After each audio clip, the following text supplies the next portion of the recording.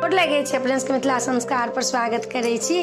जितिया कहिया ये, कोना कोना करब, कोना जितिया छे से अपने सबके बतावे छी से सुनू। 28 तारीख के जितिया ये, अही महीना में मंगल के उपास हैत और सोम के नहा खाए, अंगूठन आए बेर 5 बजे तक अपने सब भोर में पानी पी सकै छी। आ मंगल के दुनू साँझ व्रत है आ बुध के 5:05 में पारण है। 3 साँझ के जितिया है, झिमनी फुला का से जितिया के पारण है। 5:05 में पारण है बुध के साँझ में, आ मंगल के दुनू साँझ आ बुध के साँझ में 5:05 में पारण है।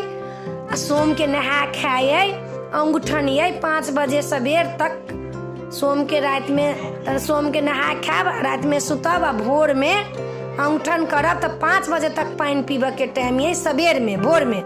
तो 24 घंटा मंगल के आ 12 घंटा बुध के 5:05 में पारण है। तो अपने सबके समय द दिलौं, टाइम द दिलौं। 28 तारीख मंगल दिन पड़ी है। जे लोग जितिया उठेथिन से बेर जितिया के बड नीक मुहूर्त छे।